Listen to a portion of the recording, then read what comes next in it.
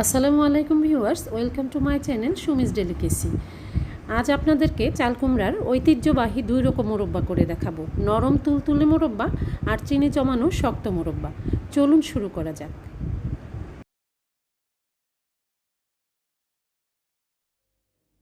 চালকুমরার মোরব্বা তৈরির জন্য আমি এখানে একটি বড় পাকা চালকুমরা নিয়েছি। এই চালকুমরাটার উপরে সাদা পাউডার পড়ে গিয়েছে, গ্রামের ভাষায় বলে যে কুড়া পড়েছে। এরকম যখন হয়, এই কুড়া পড়া চালকুমরা দিয়ে সাধারণত চালকুমরার মোরব্বা তৈরি করা হয়। দেখুন এই কুমড়াটা কি পুরু, বিচির অংশটা একেবারেই কম। মোরব্বা বানানোর জন্য এটা একটা পারফেক্ট চালকুমরা। আমি এখন এটা ছোট ছোট টুকরা করে কেটে নিব। আমি দুই রকমের চালকুমরার মোরব্বা তৈরি করব, এই জন্য দুইভাবে চালকুমরাটাকে কেটে নিয়েছি। এখানে বড় বড় টুকরো করে কেটে নিয়েছি কেচে নেওয়ার সুবিধার্থে। কাচার পরে আমি এটাকে আবার ছোট করে কেটে নেব। আর এই বড় টুকরোগুলো দিয়ে আমি চিনি জমানো শক্ত মোরব্বা তৈরি করব। আর এখানে আছে ছোট টুকরা করে কেটে নেওয়া চালকুমরা। আর এই ছোট টুকরাগুলো দিয়ে আমি তৈরি করব হচ্ছে চিনির শিরায় নরম তুলতুলে চালকুমরার মোরব্বা। আর এই টুকরোগুলোকে আমি কেটে এটার চারধার সমান করে নিয়েছি, কোনাকুনি অংশ নাই। এইরকম টুকরোগুলোকে আমি পিলার দিয়ে পরিষ্কার করে সুন্দর করে এরকম করে নিয়েছি।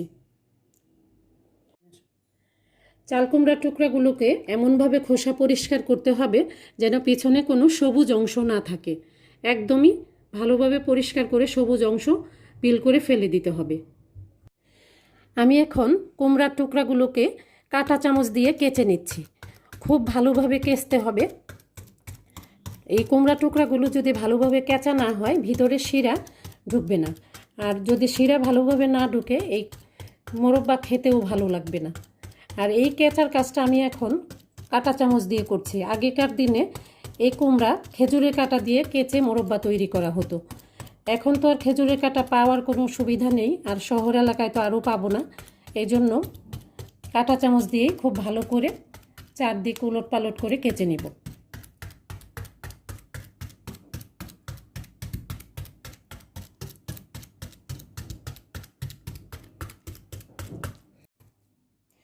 পিঠের অংশটা কেঁচা হয়ে গিয়েছে, এখন আমি উল্টে আবার কেচে নিচ্ছি। আর এই কেচার কাজটা খুব সাবধানে করতে হবে যেন হাতে লেগে না যায়। টুকরাটা চারদিক সুন্দরভাবে কেচা হয়ে গিয়েছে। এটা কেচার কারণে একদম নরম হয়ে গিয়েছে। আর এটার ভিতরে যে পানি আছে দেখেন, পানিগুলোও বের হয়ে যাচ্ছে। এইভাবে আমি সবগুলো টুকরা কেচে নিব। আর এই ছোট টুকরাগুলোকেও আমি এইভাবে চারদিক সুন্দর করে কেচে নেব। বড় এবং ছোট চালকুমড়ার টুকরাগুলো সব কেচা হয়ে গিয়েছে। এখন আমি এগুলো সেদ্ধ করে নেব।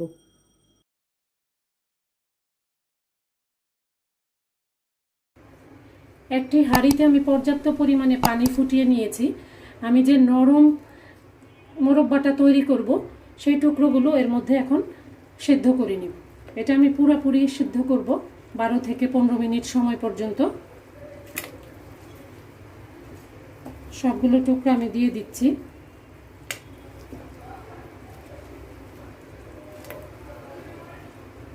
ঢাকনা দিব না, ঢাকনা ছাড়াই সেদ্ধ। কুমড়াগুলো সিদ্ধ হতে প্রায় 20 মিনিটের মতো সময় লেগেছে। 15 মিনিটে সেদ্ধ হয়নি, অনেক পাকা কুমড়া তাই। আর দেখেন পানিতে কুমড়াগুলো কীরকম স্বচ্ছ হয়ে গিয়েছে। যখন এরকম স্বচ্ছ হয়ে যাবে তখন নামিয়ে নেবেন। আমি পানি থেকে তুলে নিচ্ছি। পানি থেকে তুলে কুমড়াগুলোকে একদম ঠান্ডা করে নিতে হবে।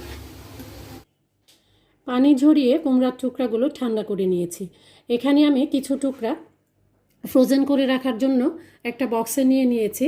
কুমড়া সারা বছর পাওয়া যায় না, এই জন্য সারা বছর যাতে মোরব্বা খাওয়া যায় কিংবা অতিথি এলেও যেন মোরব্বার স্বাদ আমি দিতে পারি, এই জন্য ফ্রোজেন করে রেখে দিব। আর এখানে আমি কতগুলো কুমড়ার টুকরা নিয়ে নিয়েছি, এটা দিয়ে আমি মোরব্বা তৈরি করব। আর ফ্রোজেন মোরব্বার যে টুকরাগুলো রেখেছি ওখান থেকে একদিন আমি আপনাদেরকে ঐতিহ্যবাহী একটা চাল কুমড়ার মোরব্বারি রেসিপি লোবানি ওইটা রান্না করে দেখাবো। এখন আমরা নরম মোরব্বাটা তৈরি করব। সব থেকে সহজ এই মোরব্বাটা তৈরি। এই মোরব্বা তৈরি করার জন্য আমি একটি হাঁড়িতে 2 লিটার পরিমাণ পানি নিয়ে নিয়েছি। এখন এর মধ্যে দিয়ে দিচ্ছি 1 কেজি পরিমাণ চিনি।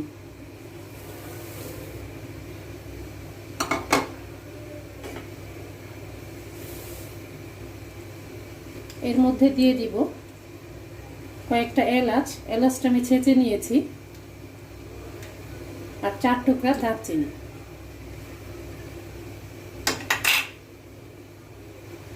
অপেক্ষা করছি চিনিটা গলে পানিটা ফোটার জন্য।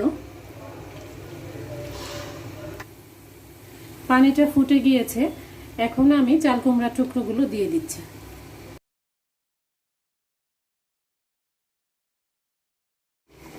ফিরে এলাম 25 মিনিট পর।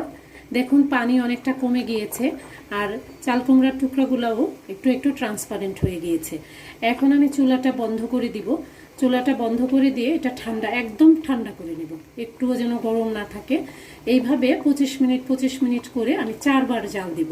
আর প্রতিবারই যখন জাল দিব, এরপরে পানিটা যেহেতু কমে গেছে, এটা তো আঠালো হয়ে যাবে 25 মিনিট জাল দিলে, আমি এর মধ্যে 1 কাপ পরিমাণ পানি দিয়ে জাল দেওয়া শুরু করব।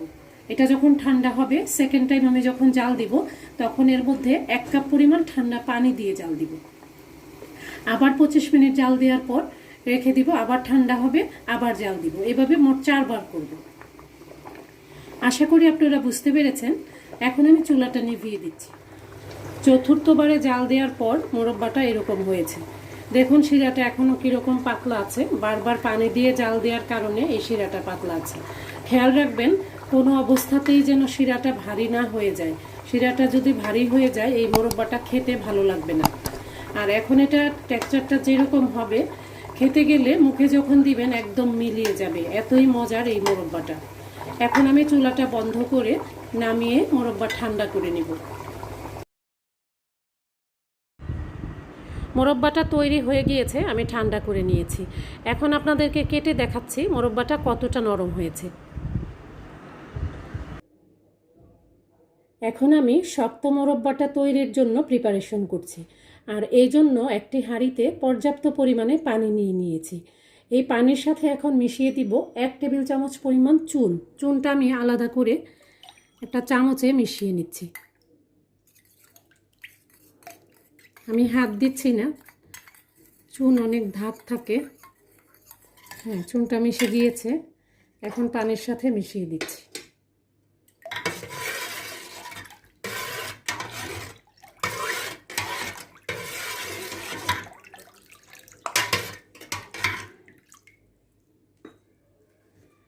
এই চুনের পানির মধ্যে আমি কেচে নেওয়া যে কুমড়ার টুকরাগুলো, বড় বড় টুকরা, এগুলো দিয়ে দিচ্ছি।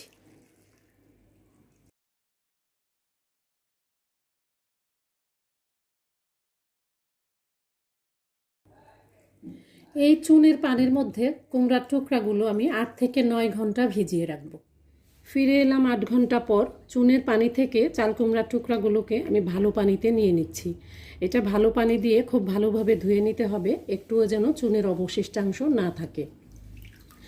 আর এই কুমড়ার টুকরাগুলো আমি যখন কেচে পানিতে দিয়েছিলাম, তখন কিন্তু অনেক নরম ছিল, আর এখন এগুলো অনেক শক্ত হয়ে গিয়েছে। এই মোরব্বাটা করার পরে এর কারণে শক্ত শক্ত হবে। আর এই চুনের পানির কারণেই এই কুমড়ার মোরব্বা অনেক দিন পর্যন্ত ভালো থাকবে, এটা প্রিজারভেটিভ হিসেবে কাজ করবে।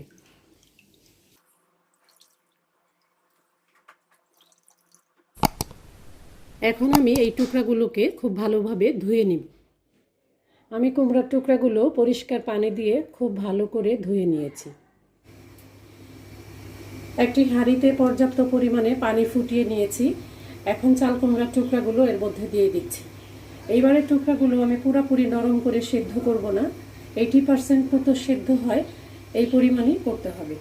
আর এর জন্য আমি এটা 15 মিনিট সময় এই পানির মধ্যে ফুটাবো। এটা যদি বেশি নরম তুলতুলে সিদ্ধ করে ফেলি, মোরব্বা বানানোর পর শক্ত হবে না, মোরব্বাটা নরম হয়ে যাবে।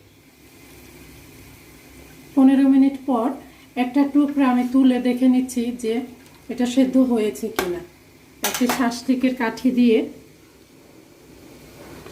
হ্যাঁ, এটা আমি যেরকম চাচ্ছি সেরকম সিদ্ধ হয়ে গিয়েছে। এখন আমি এটা নামিয়ে নিচ্ছি।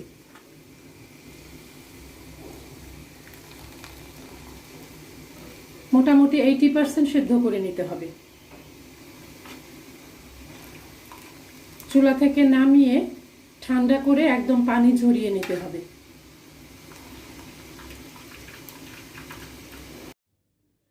চাল কুমড়ার টুকরোগুলো আমি খুব ভালোভাবে পানি ঝরিয়ে নিয়েছি। এখন একটি হাঁড়িতে নিয়ে নিচ্ছি।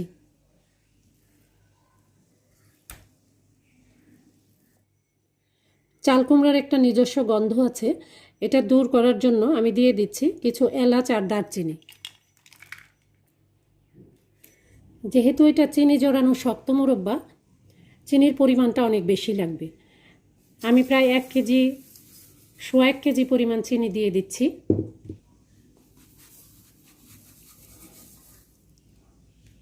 এখন এটা ভালোভাবে মিশিয়ে দিব। এখনই চুলায় দিব না, চিনি আর এই চাল কুমড়াটা মিলে কিছু সময় রেখে দেওয়ার পরে একটু পানি ছাড়বে। যখন পানি ছাড়বে তখন আমি এটা নিয়ে চুলায় দিব। আর আপনারা যদি তাড়াহুড়া করে চুলায় দিয়ে দিতে চান, এখানে সামান্য একটু পানি দিয়ে চুলায় দিলেও পরে পানি উঠবে। আমি পানি দিতে চাচ্ছি না। এখন এটা আমি ঢেকে রেখে দিব আধা ঘন্টার মতো। চিনিটা পানি পানি হয়ে গিয়েছে, আমি আধা ঘন্টার মতো রেখেছিলাম। এখন আমি এটা চুলায় বসিয়ে দিব। কড়াইটা আমি চুলায় বসিয়ে দিয়েছি, মিডিয়াম আঁচে রান্না করব। এখন আমি এটা ঢেকে দিব আর মাঝে মাঝেই নেড়ে দিব।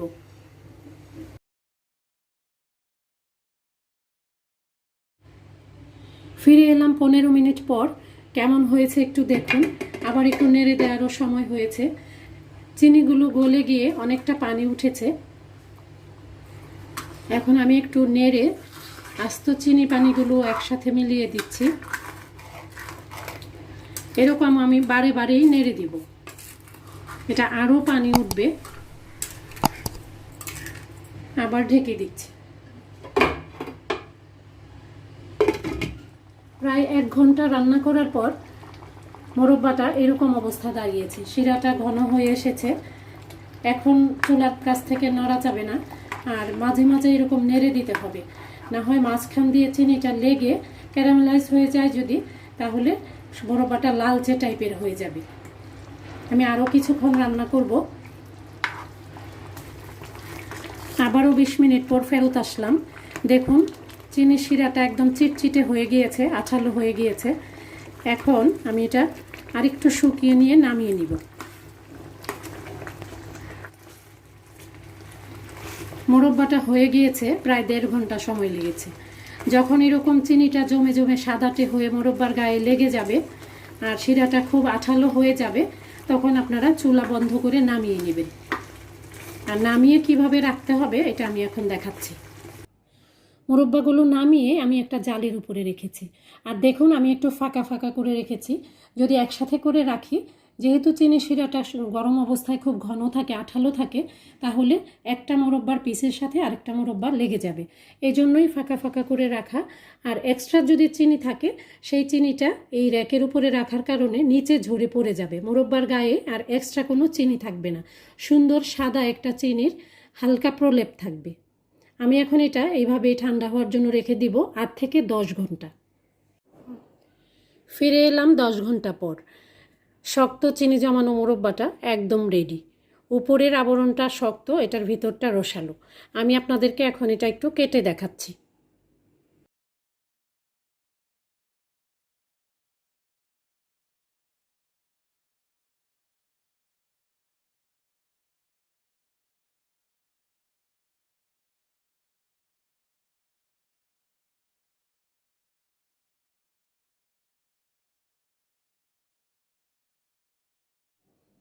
দেখে নিলেন 2 রকমের চাল কুমড়ার মোরব্বা।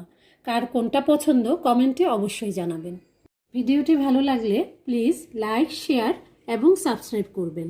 আজ এখানেই বিদায় নিচ্ছি। সবাই অনেক ভালো থাকবেন। আল্লাহ হাফেজ।